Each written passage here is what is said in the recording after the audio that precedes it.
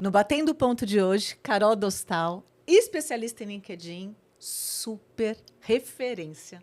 Muito obrigada por estar aqui com a gente. Obrigada, Bia. Obrigada pelo convite. Adorei. Adorei que você esteja aqui compartilhando a sua história. Então, para começar, embora quase todo mundo te conhece, conta a sua história. Conta um pouquinho de quem é Carol Dostal. É legal, né, contar essa história.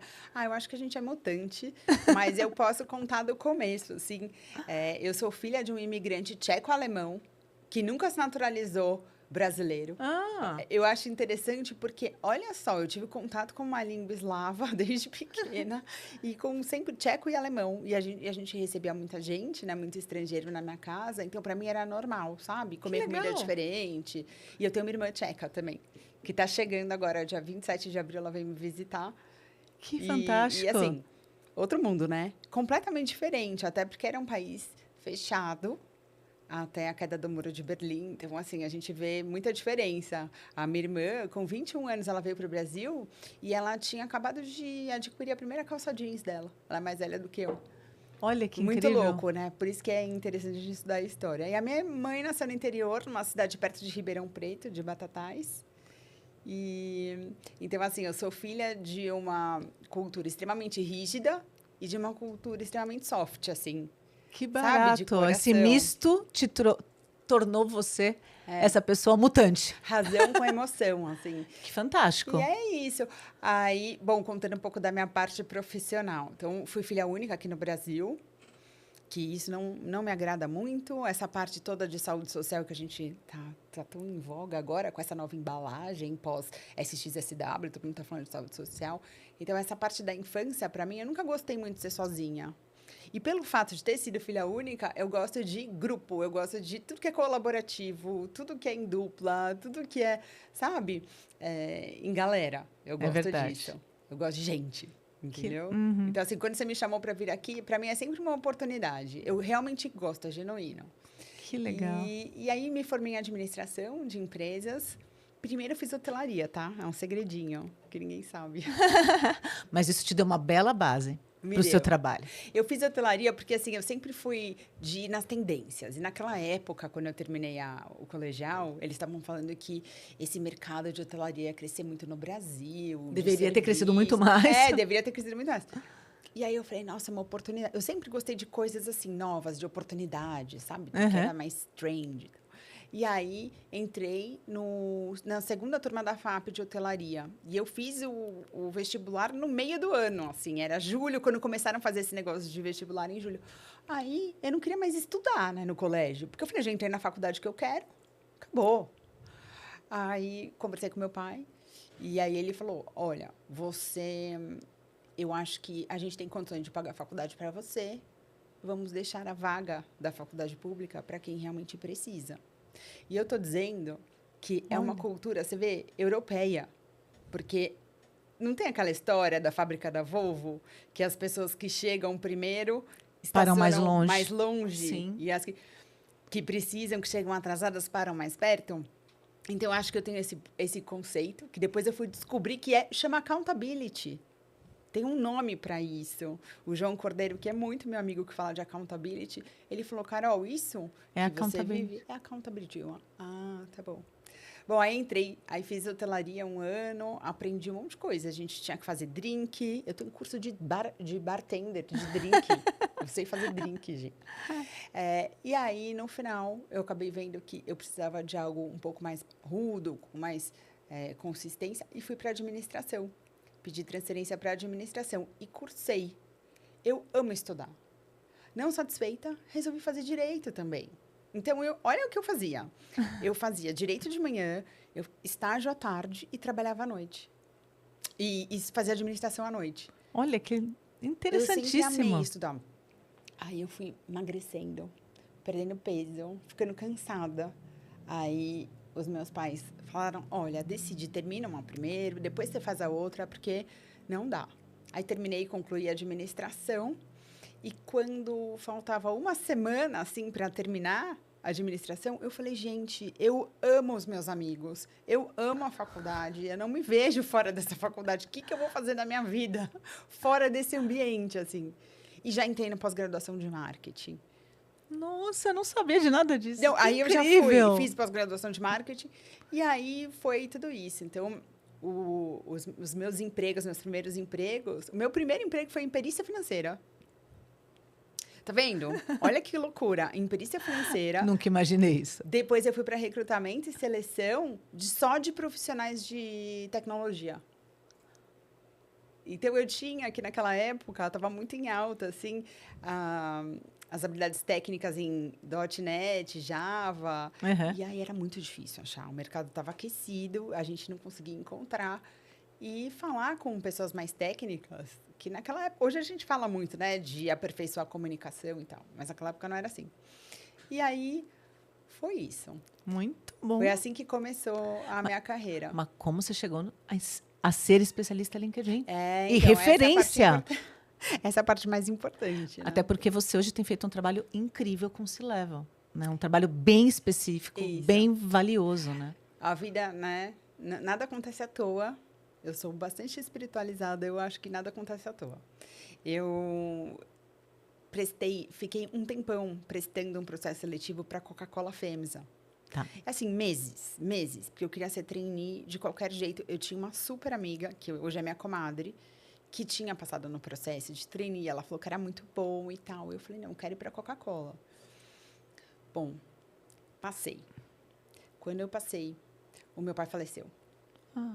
O meu pai, ele passou muito mal, teve um problema do coração, na Suíça. Aí veio para o Brasil, operou, a cirurgia foi um sucesso mesmo, foi um sucesso, os médicos ótimos, mas ele pegou infecção hospitalar. Putz. E faleceu. Que triste. Então, ele faleceu dia 16 de agosto e era para eu ir para a fábrica da Coca-Cola FEMSA em Buenos Aires no dia 22. Eu lembro até hoje. Então, eu já estava no processo de abertura de conta, porque eu lembro que só tinha o Itaú lá naquela época. E, assim, foi um processo difícil. Muito tempo de processo seletivo, porque ganhava muito bem, eu lembro. E a primeira experiência, nos 6 meses na fábrica modelo, em Buenos Aires. Então, era muito legal, porque você já tinha um combo completo, sabe? E aí, deu tudo errado. Meu pai tinha uma empresa industrial, de automação industrial, também mega empreendedor, e aí não teve jeito, né? Eu, como filha única, a minha irmã é economista na Universidade de Praga, mas nunca teve interesse em tocar. Então, assim, eu fui literalmente obrigada a encarar um negócio que eu nunca imaginei na minha vida que eu fosse tocar. Extremamente masculino. Quem eram as pessoas? Engenheiros, chão de fábrica. E aí eu tive que me readaptar nesse universo. Para mim foi muito difícil, mas eu aprendi muito do B2B.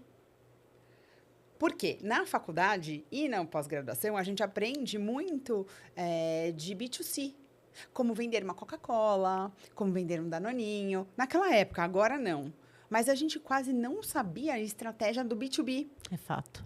Não sabia. Então, eu tive que ir, assim, empiricamente, eu tive que aprender e entender quais eram as novas tecnologias. Então, naquela época, a gente estava falando de site com otimização, a gente estava falando de busca, de Google, de anúncio em Google. Como que você fazia isso?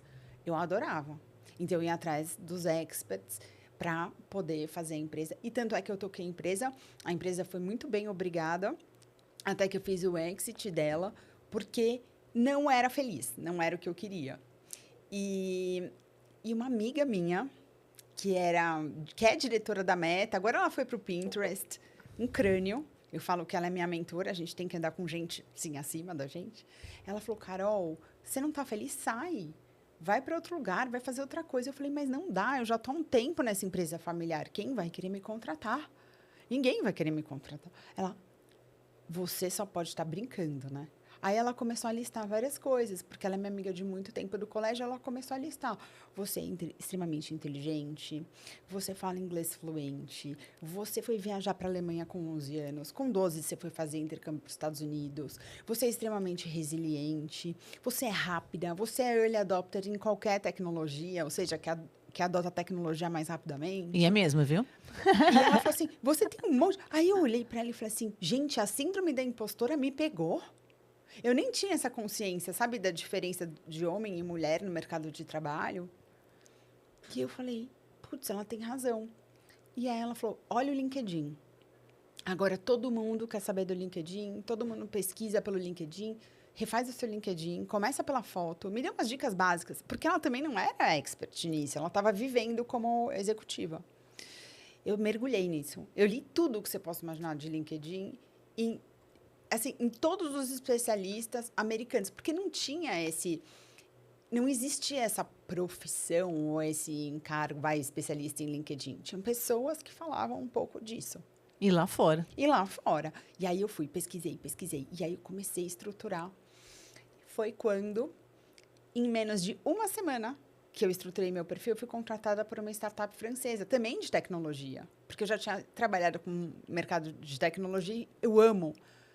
Aí o country manager me contratou e falou o seguinte, a gente está começando um negócio, são vídeos personalizados, a gente usa uma base de dados para personalizar esses vídeos e eu quero que você ajude a organizar a empresa inteira com tudo. Então, a gente precisa ter leads, a gente precisa vender, a gente precisa entrar nas empresas, você precisa fazer o contato.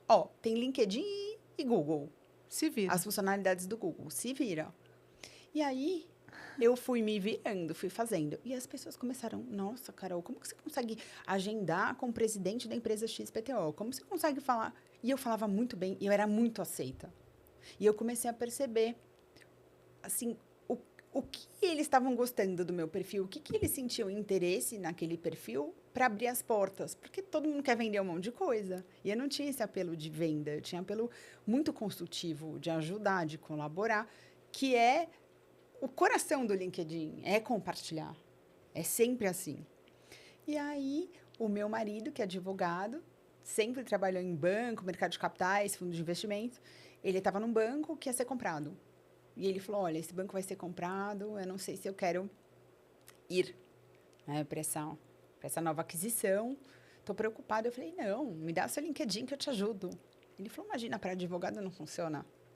Eu falei, não funciona não. É o seguinte, se você conseguir pelo menos 3 entrevistas de emprego, se você for contratado, 30% do seu salário é meu.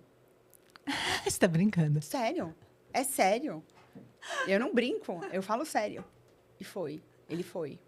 E aí ele foi contratado para um banco de investimentos, trabalhou por muito tempo, cresceu, foi promovido 5 vezes. E hoje ele está no fundo, ele ama fazer o que ele faz, ele acredita no LinkedIn. O fundo de investimentos que ele trabalha, eles têm um trabalho incrível com o LinkedIn que eles fazem. E é maravilhoso. E ele fala, olha que legal, fui para esse fundo de investimentos agora, e o cara do marketing veio do BTG Pactual, o cara é muito bom. Eu falei, não, você precisa me apresentar para ele, que ele está fazendo um trabalho ótimo mesmo. O nível de consciência em relação ao LinkedIn mudou. Né? Porque ou eles achavam que era só para emprego, ou eles achavam que era algo para se mostrar, e hoje ele viu no LinkedIn a potência do conhecimento para o profissional do futuro. E aí foi assim, então começou numa brincadeira, entre aspas, porque as pessoas me pediam ajuda. E eu ajudava. Até que chegou um ponto que eu falei, não, preciso abrir uma empresa, preciso fazer isso. E me posicionei. Eu entendi que eu falava melhor com conselheiros com C-levels do que com gerência, média gerência. Eu achei que eu não tinha tanta aderência para esse público. E aí eu entendi que, tudo bem, vou me especializar. Então, assim, eu fui a primeira no Brasil a me especializar em C-level e conselheiros e usar uma estratégia que a gente chama de thought leadership, que também foi muito popularizado pelo LinkedIn, que é algo que nos Estados Unidos eles falam muito, né? Liderança inspiradora, liderança executiva, que nada mais é do que como você faz para interagir com uma comunidade, ser expert num assunto e trazer o futuro daquele assunto e fazer com que a comunidade interaja. Então, um thought leader, ele não é só uma pessoa que sabe muito de RH, que sabe muito de fundo de investimentos.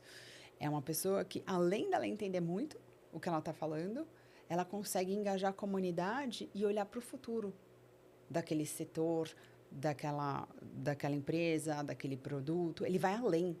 Legal. Então, assim, isso é muito legal. Então, eu me especializei em estratégia de thought leadership. E assim vai. Então, um vai apresentando para o outro. Ai, nossa, eu fiz um trabalho com a Carol. Você precisa conhecer a Carol. Às vezes eu fico até com vergonha. Eu estava numa reunião, no encontro do LinkedIn hoje. E aí a palestrante me chamou para subir no palco. Ah, essa é a Carol, gente. Ela pode ajudar vocês. Ela consegue remodelar o perfil de vocês. Daí eu fiquei meio com vergonha. Imagina! E aí... Imagina! E eu ensino muito... Engraçado, né? Mas eu ensino muito aos meus clientes como eles não têm que ter vergonha. Porque como eu já passei por isso e eu sinto isso, é genuíno da minha parte. Eu entendo você.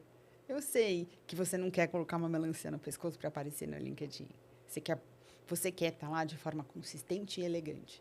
Mas, no final das contas, tem uma executiva também da Coca que eu atendo. E a gente estava conversando sobre skills, futuro do trabalho, todo esse report aí do futuro do trabalho do Fórum Econômico Mundial. A gente estava falando da importância da colaboração homem-máquina, tudo isso. E a gente chegou a uma conclusão. Quando você está todo dia no LinkedIn, observando o que está acontecendo, é muito difícil você tomar uma rasteira. É muito difícil você tomar um tombo. Porque você está sempre preparado para o próximo passo. Você está antenado, você está por dentro do que está acontecendo. E aí você sai do casulo e, sem querer, você está se reinventando. Que eu acho que hoje é super necessário. Certo? Muito bom. Nossa, adorei essa introdução. Ixi, tem muito assunto. É que a gente tem pouco tempo. Temos pouco tempo, mas a gente vai agora fazer perguntas bem pontuais para a gente inspirar essa galera que está te assistindo aqui e conhecer ainda mais a Carol, mas por um outro prisma.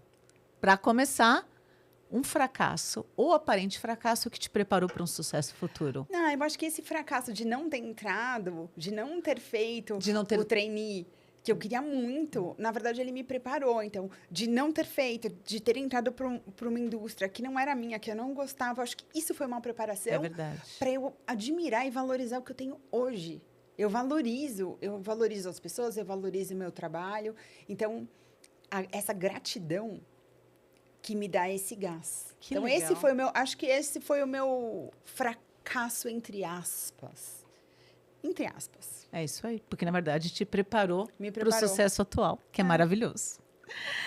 Agora, me diz uma coisa, nos últimos anos, tem algum hábito, crença ou comportamento que você adquiriu e que mudou a sua vida, agregou valor na sua vida? Olha, eu vou te falar alguns hábitos. Tá? Eu tenho um hábito de fazer oração, de fazer conexão espiritual à noite, antes de dormir. E é sempre no momento que eu vou colocar minha filha mais nova, que tem 9 anos, então ela é super ativa. Se a gente não apaga a luz e faz com que ela durma, ela não dorme, ela vai ficar, ela é inimiga do fim, ela fica para sempre. Mas um hábito que eu tenho é de uma conexão espiritual.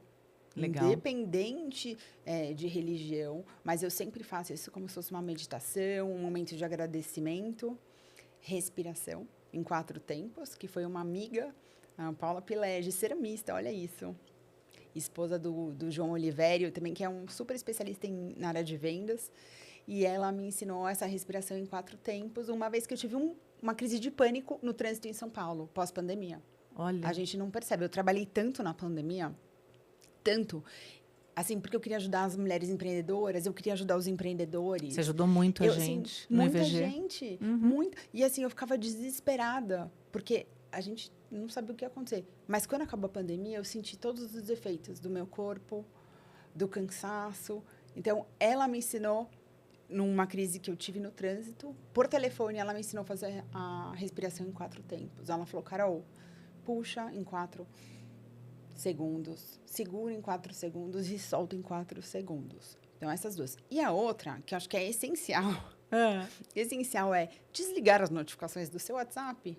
Quando você faz isso, você tem um tempo para administrar melhor. E, por fim, sempre tem uma secretária, né, gente, para ajudar, porque aí você consegue dar atenção para todo mundo que te procura dentro do limite, porque a gente tem um tempo limitado. Mas cuidar dessa parte, eu acho, dessa conexão.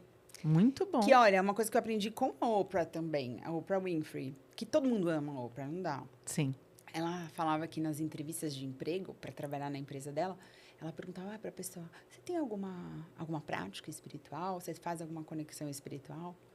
E se a pessoa dissesse que não, ela já descartava na hora. Porque ela entendia que a pessoa não voltava para o prumo dela. E achei isso interessante. Que legal, que legal. E você falou de prumo, eu vou fazer a seguinte pergunta agora. Quando você se sente sobrecarregado ou sem foco, o que você usa para voltar para o eixo? Exatamente as mesmas coisas. Tá. É respiração em 4 tempos, meditação e oração. Eu sou fã dos salmos, tá? Sou fã dos São salmos. maravilhosos. E eu Eu tenho uma seleção ali de alguns. sou fã gente, Salmo 91, Salmo 23, e eu sou uma estudante ferrenha de cabala. Que legal! Eu amo. Que legal! Eu gosto muito disso. Bom. Eu tenho uma amiga que estuda. Depois quero conhecer. E, óbvio, abraçar meus filhos. Tem coisa melhor? Não. Nossa, não tem. Maravilhoso. Eu agarro mesmo. Eu também. Eu agarro mesmo. Sem dó, sem dó. E o meu é musculoso, Forte. então é mais gostoso ainda. É muito bom. Eu fico pequenininha, bem pequenininha, na verdade. A gente se sente até protegida, né? É verdade, é verdade. Agora, com certeza você recebeu recomendações ruins ao longo da sua profissão, ao longo da sua carreira, né? Compartilha uma recomendação, claro, a pessoa achava que era boa, né? Mas que não foi boa. Eu acho assim, a gente tem que saber filtrar de novo, porque todo mundo olha para você com uma ótica, com a visão dela. Então, de repente, ela acha que para você é muito interessante estar em tal lugar. Principalmente quando você tem que fazer algum investimento. Eu viajo muito, então eu sempre vou pro SXSW, pro Web Summit, tudo isso. Gente, você tem que investir um dinheiro para poder estar nesses lugares. Mas, assim, são muitos lugares que nós somos convidadas, certo? Tem viagem de conselheiras para a Amazônia, tem tanta coisa. Como é que você faz para agradecer essas pessoas, mas falar, olha, eu sei exatamente o que eu quero. Até livros, gente. Agora todo mundo escreve livro, a gente brinca, mas convite para escrever livro a gente recebe direto, né? Eu sei que você também. Como é que eu faço para separar isso dentro daquilo que é interessante e não esquecer que a gente também tem família, que a gente também e que a gente tem que se completar, a gente tem que ficar feliz para poder se doar melhor. Então, conselhos errados, eu acho que conselho todo mundo dá. Não é o conselho que é errado. Eu acho que a maneira que você filtra o conselho, se eu pudesse dizer, eu diria isso. Filtre os conselhos. As pessoas vão falar um monte de coisa para você. Então, assim, você me falando, eu nem lembro, porque certamente eu nem prestei atenção se foi algo que não era importante para mim. Porque você fez o crivo a partir dos seus valores, que é importante para você. Agora, uma coisa legal, né, falando de filtro, o que você ficou craque em dizer não nos últimos anos? Em dizer não? Eu não sou muito boa nisso. Nossa, a grande maioria das pessoas não são boas em dizer não. Eu não sou muito boa nisso, mas eu tenho uma amiga que é conselheira. Ela é uma figura. E ela fala assim, a vida é agora, a vida é agora, a vida é agora, Carol. E ela falou assim, toda vez que alguém vier com uma proposta para você de algo que você não queira fazer, não faça. Fale não. Então, com dinheiro também, acho que com dinheiro, eu sempre fui muito generosa, eu sou muito generosa. E eu aprendi que não adianta, a gente precisa investir o nosso dinheiro, o nosso tempo com as pessoas certas. Muita gente me pede trabalho voluntário, muita gente me pede, e aí eu comecei a filtrar. Não, 70% do meu trabalho eu vou fazer para os executivos que eu faço, 30% eu vou fazer um trabalho voluntário, 10% eu vou fazer uma doação, mas aquilo já está organizado para mim. Então, quando eu regulei isso... Ótimo. Fica muito mais fácil, porque eu já sei. Eu posso se cabe doar ou não. mais? Eu já doei os 10%. Mas tudo bem. Isso é uma causa extremamente importante. Tem outra pessoa que pode fazer isso. Por que a pessoa está me pedindo essa colaboração? Ótimo. Ou um trabalho voluntário. Porque eu vou falar, sinceramente, de todos os trabalhos que eu fiz, os mais valorizados foram os que as pessoas pagaram. Então, até para fazer trabalho voluntário, você tem que saber exatamente para quem você está fazendo. Sim. Tem uma organização. Sim, o valor. E nem tudo é dinheiro. Nem tudo é dinheiro. Não é o meu cálculo. O meu cálculo não é o dinheiro. O dinheiro é uma consequência. Eu vou te dar um exemplo. Investir numa viagem, como um SXSW. Uma vez me perguntaram, mas você tem essa parte financeira, você recebe de volta? Graças a Deus. As minhas viagens, todas elas acabam se pagando. Mas, mesmo se elas não se pagassem, neste caso, do SX, eu vou pelo conhecimento, pela fome de conhecimento, porque vai preencher minha alma. Eu sei que eu vou me tornar uma profissional melhor, uma pessoa melhor, vai me fazer melhor. Então, o cálculo não é financeiro. Excelente. Eu Muito tenho a bom. inteligência financeira, mas nem tudo o cálculo tem que ser baseado no dinheiro. É isso aí. Excelente. Agora, a gente falou de conselhos ruins, recomendações ruins, mas para o jovem que está saindo da faculdade e vai encarar o mundão corporativo, Ai, você tem algum conselho para ele, né? eu gosto muito de falar uma coisa. Eu tranquilizo. Me chamaram até para fazer palestras em escolas. Eu Sério? gosto de jovem. Que legal! E aí, eu tava falando... E alguns alunos me contaram. Poxa, meu pai, ele quer que eu descubra o que eu vou fazer. Ele quer que eu já decida a minha profissão. Não existe isso, gente. Não existe. Hoje eu estava no LinkedIn, num evento, estava na Cláudia Plihal, mostrando em primeira mão um relatório do LinkedIn. Depois compartilho com você. Legal. Mas estava falando assim, a gente dizia que até o final da nossa vida a gente teria 5 profissões diferentes. E isso aumentou em 20 vezes de 5 anos para cá. Nossa! Ou seja, de 2016 para cá. Foi muito mais do que a gente já falava em 2016. Ou seja, a gente vai mudar, a gente tem que mudar rápido. Então, agora, não que eu não dê importância para a formação acadêmica. Não é isso, mas não dá tempo. Então, os jovens, eles têm que ter uma leveza de entender o seguinte, eles precisam ter vontade de trabalhar. Vontade desse ofício, né? De dignificar a vida. Essa vontade vai levá-los para qualquer lugar.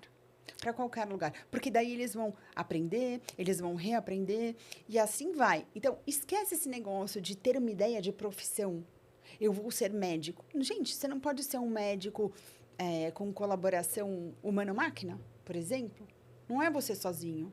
Né? De repente, você é um médico tecnológico. É uma profissão que não existe, mas que vai existir depois. Você vai ser, sei lá, um operador de drone à noite e de dia você vai ser um podcaster. Como, eu acho que é o JP Morgan, que o CEO, não sei se é JP Morgan, mas saiu recente agora, alto executivo, CEO da indústria financeira, que é DJ. Ah, não vou dizer a pessoa, porque eu não sei se é público, mas tem um CEO importantíssimo que é DJ. Não é? Uhum. Então, assim, gente, é isso. A gente vai mudar o tempo inteiro e a gente tem que beneficiar a sociedade com o nosso trabalho. Legal. Ponto. Tira esse peso. Jovens, tirem esse peso de vocês. Vão atrás das coisas, com vontade de fazer acontecer para a sociedade, porque daí vai reverberar para eles também. É importante esse disclaimer, né? É o que eu falo, assim, para os jovens. É isso aí, legal. Agora, nos últimos meses, tem alguma compra de R$200 ou menos, ou seja, baixo valor financeiro, que fez diferença na sua vida? Um monte. Agora, você materialista, eu vou falar. Essa capinha desse celular, que tem esse apoio aqui. Tá. Por quê? Eu fiquei internada, né? Mais de um mês, fiquei na UTI e Nós tal. fizemos um curso, você estava lá. Tava lá, um curso com a LG, né? De com a comunicação, na SPM. E foi o que me salvou. Olha, isso foi o que me salvou, fazer curso e tá com algumas pessoas. E eu tava extremamente debilitada. Não é que eu tava pouco, eu tava muito debilitada.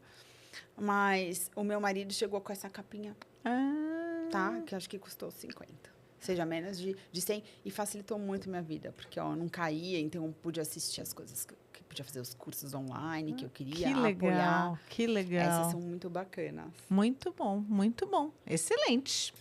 Agora, você tem o hábito de presentear com livros? Tenho. Tem? Eu adoro presentear com livro. Só que eu sou a louca da biografia. Então, louca da biografia. Mas... Me indique um. eu vou te falar.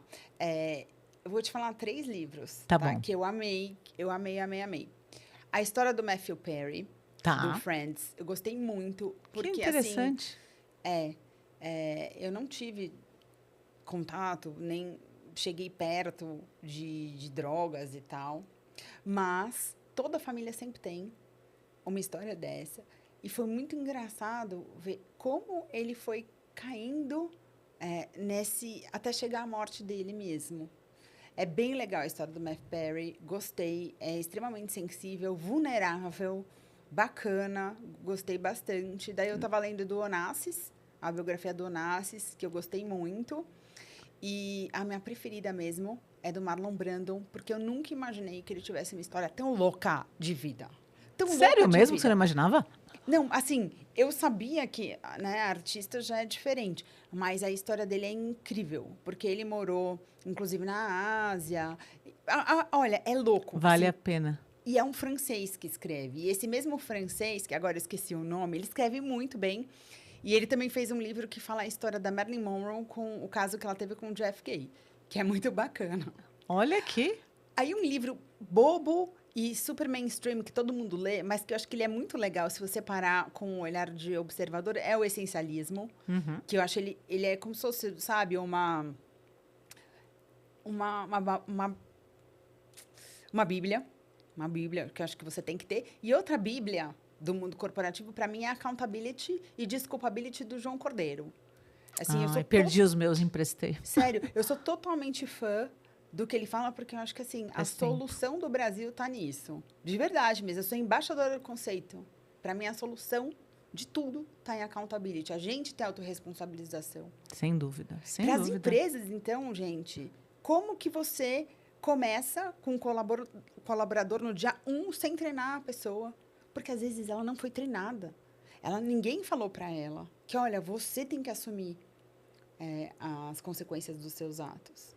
E, por último, romance, assim, eu amo a história do Conde de Monte Cristo. Amo, amo. É uma das... Bom, é, lógico, uma clássica francesa, mas eu amo de paixão, porque acho que meu pai gostava muito do Conde de Monte Cristo. Legal. E a história é belíssima. Que legal. Belíssima. Nossa, excelentes, não? Excelentes dicas. Assim, e também a vingança não vale a pena, né? No final, é um pouco disso. Que então, legal. Muito bom, muito bom. E a gente vai para a última pergunta já. Você acredita? Ah, já? Que rápido. Já. E aí a última pergunta é: imagina um outdoor numa estrada, numa avenida que você ame, vai ser o seu outdoor. Que frase você vai estampar lá? Assinado Carol Dostal. Putz, eu tenho algumas. Mas é uma frase, mas, é um assim, outdoor. eu acho que tem a ver com o meu trabalho. Que tem a ver com o meu trabalho. Uma que eu adoro, que vai ser lançado agora. Eu vou lançar 3 livros. E um dos livros, que agora nem sei, porque eu escrevi tanto capítulo, tá assim, ó. O algoritmo não perdoa os invisíveis. Ou seja, isso significa que você pode ser a melhor pessoa do mundo. Se você não entender que o jogo é no digital, você tá frito. É verdade. Você vai cair nas cinzas profissionais. Você precisa existir. Nossa! E existir significa você conviver com o digital. A Esther Perel, o ano passado, ela fez um podcast com a Brené Brown. E a Brené Brown começou a contar uma história dizendo assim, eu fui com a minha filha, fui almoçar e tal. E aí, a minha filha tirou foto de um pudim que a gente estava comendo e tal. E aí, depois eu fui ver a foto, a repercussão, e eu fiquei pensando, esse pudim só existiu porque ele foi postado, né? Porque elas são muito engraçadas, né? Esse pudim só existiu porque foi postado. Porque hoje em dia é um pouco isso. Não é que eu defendo saúde mental, saúde social, mas a gente precisa entender esse novo modelo que a gente vive de sociedade e conviver com isso de forma saudável. Não negar e não ter um excesso disso. Olha, eu vou te confessar. Já confessei, eu acho que alguma vez no podcast, eu não tenho saco para Instagram. Então, nunca dei bola para Instagram, mas eu não queria que ele morresse. Sim. Aí eu, ingenuamente, sem conhecimento, falei, então eu vou ficar postando comida. Porque o Stories é um segundo, Sim. eu tiro a foto antes de comer e tá tudo certo. Meu marido e meu filho morreram, encheram meu saco, tipo, ai, nada a ver, nada a ver, nada a ver. E eu parei de postar. Nossa, as pessoas falaram, Bia, pelo amor de Deus, volta a postar. Volta a postar. Por quê? Porque era uma forma da pessoa. Quando via o meu... Era justamente, até hoje eu faço, tá? Bom dia, boa tarde, boa noite. Não posto 3 vezes mais, mas... Né, porque hoje eu estou dando um pouquinho mais de atenção para o Instagram, então está um pouquinho mais caprichado. Graças a uma ajuda da Jéssica, que está me ajudando. Mas, assim, no caso dos stories, por quê? Porque as pessoas falam, Bia, porque é saudável meu prato. Normalmente é saudável. Então, as pessoas falam, pô, tem que comer saudável. Então, na verdade, as pessoas poxa, lembrete de dá para comer saudável, dá para comer... Isso traz qualidade de vida. Ai, que delícia. Vou te seguir no Instagram. Não, e aí agora... E aí, às vezes, eu posto as minhas receitas proteicas, né? Ah, então, que minha delícia. pizza proteica, 100% proteica. Quero. Gostei disso. E, recentemente, eu gravei no spa contando o meu peixe maravilhoso, predileto, que é 2 minutinhos, porque eu não bebo. Então, quando eu ganho champanhe, quando eu ganho algum espumante, algum vinho branco, Você cozinha? eu cozinho, Olha jogo que no delícia. peixe. Muito bom, né? Maravilhoso. Ah, Nossa. gostei de saber disso. Vai lá que você vai ver a receita É, da tilápia com Gostei. vinho branco ou espumante. Gostei bastante. Mas muito obrigada, Carol. Foi Obrigada, uma delícia, foi uma delícia. Foi? Foi. Eu falo bastante, Pra mim foi né? maravilhoso. E você disse que não ia Você, falar. você é um ótimo ouvinte. Aprendi a ser, Dizem né? que comunicação é isso, né? É. A gente saber ouvir, você ouve muito bem. Ai, Obrigada, mas viu? adorei estar com você. Muito obrigada. Sem dúvida, muitas pessoas. Quem não segue, comece a seguir já. Aprenda muito com a Carol Dostal no LinkedIn. Indique para o C-Level fazer um trabalho diferenciado. Eu quero deixar um recado. Como eu Diga. acabei de sair do LinkedIn Diga. e tive acesso a esse reporte novo que a Ana Plihal disponibilizou pra gente, você sabia que as mulheres engajam muito menos, comentam muito menos nos posts do LinkedIn que os homens? Não sabia. Os homens comentam muito mais. Não Muito tinha a mínima mais que as ideia. mulheres. Ou seja, muito provavelmente a gente não comenta porque a gente tem medo de se expor, ou tem medo de passar vergonha, ou tem medo de errar. Eu não sabia disso, mas deu percentual lá. Muito importante essa informação. Gente, comente. Isso é uma das importantes estratégias, né? Claro. Para você gerar novas conversas, novas conexões, não é? E novos negócios, por Com consequência. certeza. Com certeza. Super obrigada. Obrigada. Valeu.